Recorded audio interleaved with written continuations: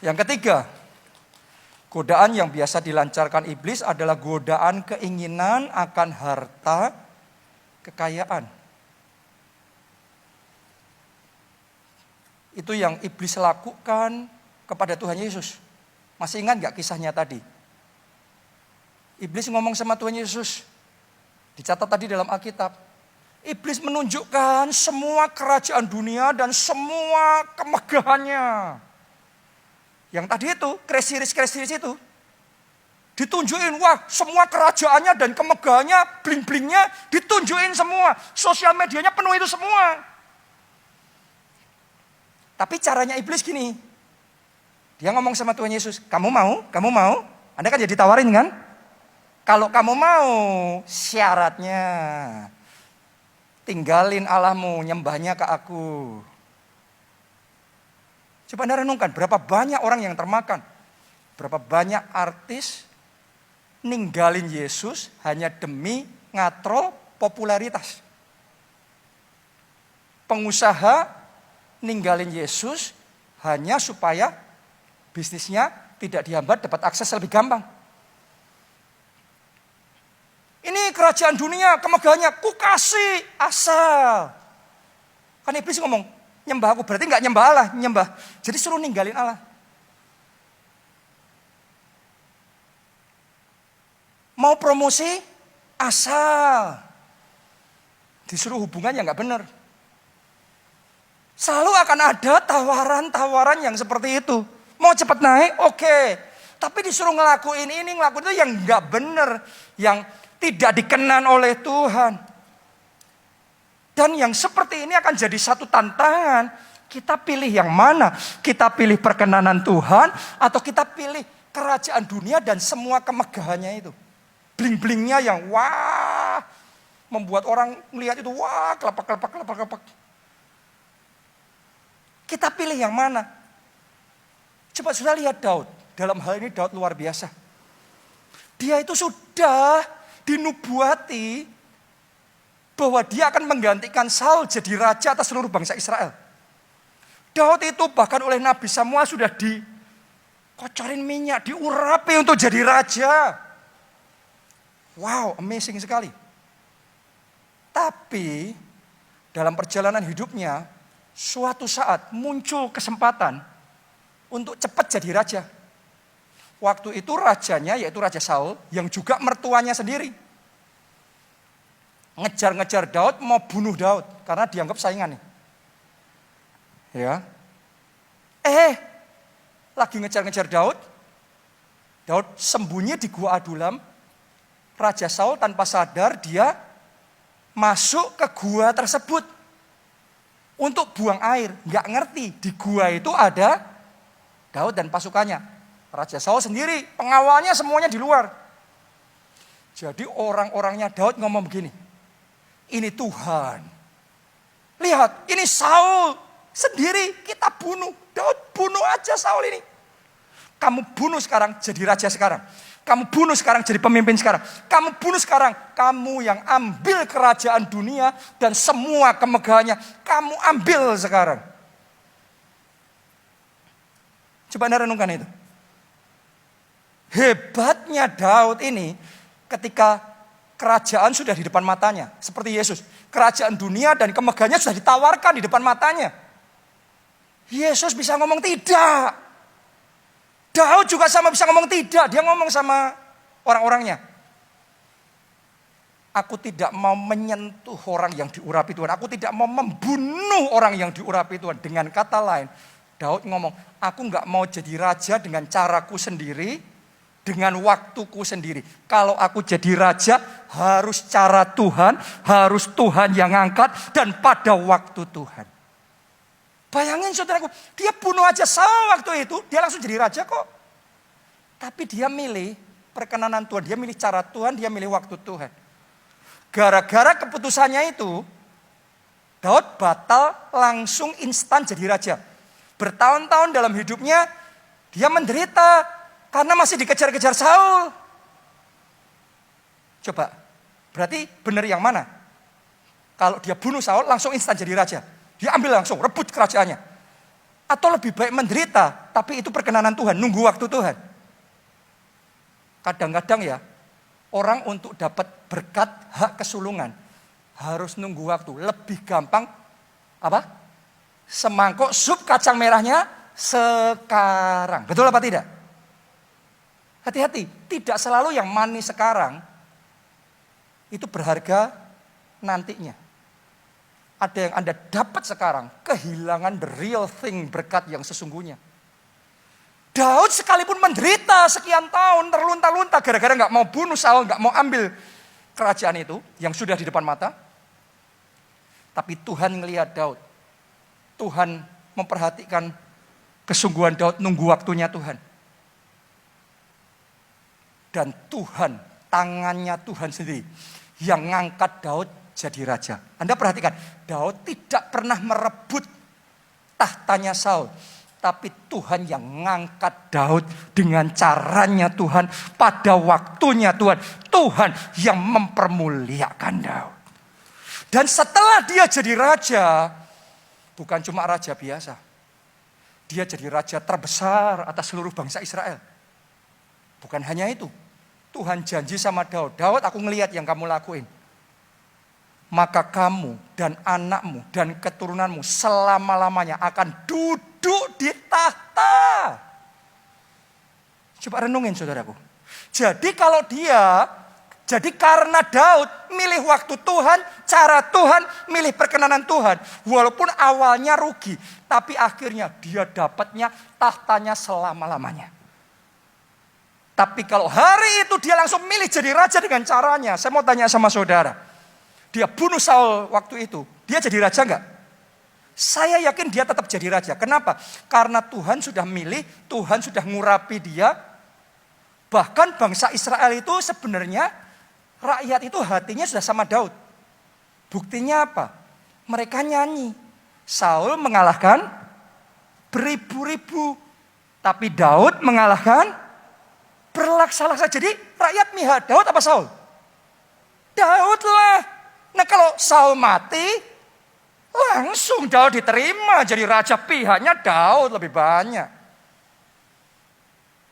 Tapi kalau sampai itu Daud lakukan, Anda harus ngerti, hukum itu akan jalan terus. Sekian tahun kemudian setelah dia jadi raja, dia ngalami juga masalah dengan yang di bawah dia. Kalau dia belum jadi raja, dia masalah sama rajanya yang di atas dia. Setelah dia yang di atas, sekarang ganti masalahnya sama yang di bawahnya dia. Satu anaknya Daud memberontak. Siapa tuh namanya? Absalom. Dan Absalom tuh pinter ngomong juga. Dan waktu itu terjadinya persis.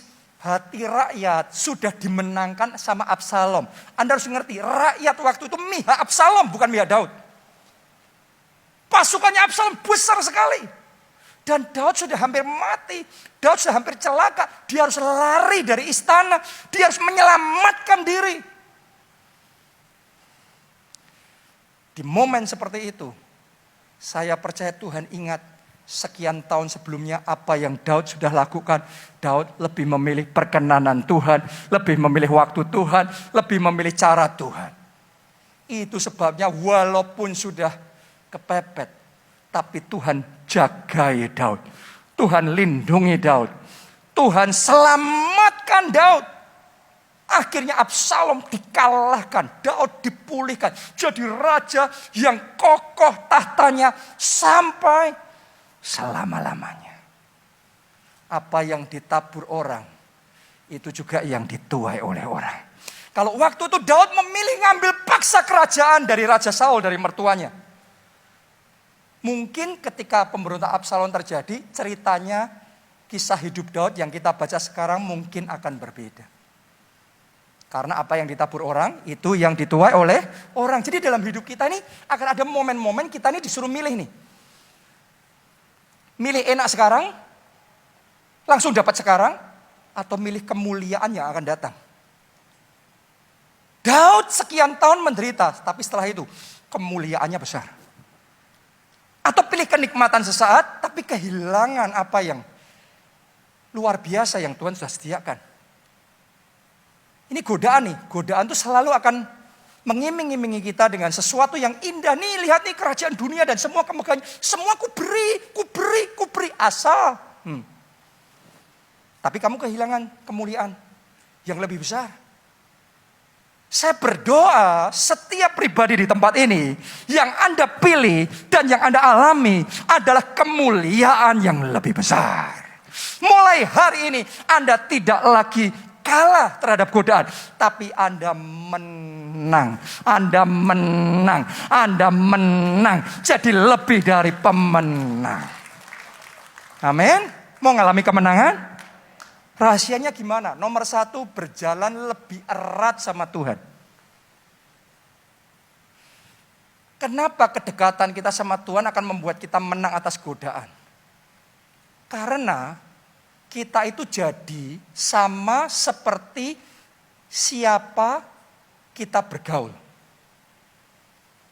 Kalau kita banyak bergaulnya sama yang dunia, nontonnya drama-drama yang gak karu-karuan, terjadi value transfer.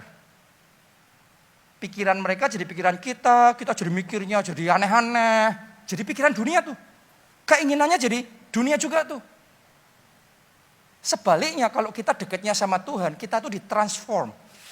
Kita tuh diubahkan, hari ke hari kita tuh dibaharui. Budi kita dibaharui, pikiran kita jadi mirip seperti pikiran Yesus. Hati kita jadi seperti hati Yesus. Keinginan kita jadi keinginan seperti keinginan Yesus. Saulus jadi Paulus mengalami itu. Makanya dia bisa ngomong, dulu hal yang sama ini aku anggap untung. Tapi sekarang karena pengenalan akan Kristus, hal yang sama aku anggap sampah. Saudara kalau dekat sama Tuhan ini efeknya yang benar gitu. Dosa yang sama, sebelum kita dekat sama Tuhan, kita anggap ini untung nih, selingkuh ini untung nih. Ini kalau korupsi ini untung nih, makanya kita tabrak, kita ambil nih. Tapi kalau saudara kenal Allah, dekat sama Allah, ditransformasikan, diubahkan. Dosa yang sama yang tadinya dianggap untung, sekarang kita ngerti ini sampah ini.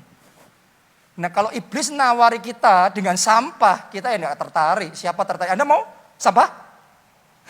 Ada nggak yang mau sampah? Sampah. Ini semua kerajaan sampah dan semua kebusukannya. Siapa mau? Nggak ada yang mau. Tapi hal yang sama, sebagian orang lihat sampah ini, untung ini, gemilang ini, kemegahannya ini, kerajaan dunia ini. Bedanya di mana? Bedanya di kedekatan kita sama Tuhan. Saya berdoa mulai tahun ini Anda lebih dekat sama Tuhan daripada yang pernah Anda lakukan sebelumnya dalam hidup saudara. Anda dibawa masuk dalam persekutuan yang karib dengan Roh Kudus. Beda hanya hadir di gereja dengan engkau punya hubungan pribadi yang dekat sama Tuhan. Beda, lain. Tahu tentang Tuhan, pendeta khotbah tentang Tuhan, dan pendeta menceritakan persahabatannya sama Tuhan. Lain. Enggak sama. Engkau kalau jalan hidup sama Tuhan, engkau diubahkan hari demi hari. Semakin serupa dengan gambar dan rupa Kristus. Amin. Yang kedua, jadikan firman Allah kiblat hidup saudara. Maka Anda menang atas godaan. Kok bisa? Lihat Tuhan Yesus. Setiap kali iblis menggoda dia. Ayo buat batu jadi roti. Tuhan Yesus selalu menjawabnya apa? Ada tertulis. Apa itu yang tertulis? Firman Allah. Jadi kalau digoda sama iblis, Yesus selalu menjawab, firman ngomong begini. Firman ngomong begitu. Tapi banyak orang Kristen, waktu digoda sama iblis, terus tanya-tanya temannya. Terus, selebgram ini ngomong begini. Influencer ini ngomongnya begitu. Temanku ngomongnya begini. Saudaraku, kalau kita ngikutinya manusia bisa salah. Alkitab ngomong ada jalan yang disangka orang lurus, ujungnya maut. Mulai hari ini hidupmu tidak ditentukan selebgram, hidupmu tidak ditentukan influencer, hidupmu ditentukan firman Allah. Karena firman itu pelita bagi kaki kita, terang bagi jalan kita. Boleh katakan amin. Tepuk tangannya meriah buat Tuhan kita. Haleluya. Dan yang terakhir, yang ketiga, lawan iblis. Kalau mau menang atas godaan, belajar ngelawan iblis. Jangan digoda cuma diem aja. Digoda diam lagi, lama-lama jebol juga pertahanan kita. Anda lihat gak cara Yesus membuat iblis lari? Awalnya digoda, dia cuma ngomong ada tertulis. Digoda ada tertulis. Sampai di satu titik, Yesus menghardik iblis. Anyalah engkau iblis. Benar? Dilawan, kenapa? Alkitab yang ngomong, tunduklah pada Allah. Terus apa? Lawanlah iblis. Ia akan lari daripadamu. Jadi saya berdoa, Anda mulai hari ini bukan cuma nahan godaan perselingkuhan. Anda lawan, Anda hardik, Anda patahkan itu di dalam nama Yesus. Semua godaan-godaan, rayuan, bujuk rayu yang iblis lancarkan untuk menjatuhkan saudara. Hari ini dengan iman engkau bangkit dan di dalam nama Yesus patahkan. Kalahkan semua godaan itu. Anyah engkau iblis. Dan saudara jadi pemenang.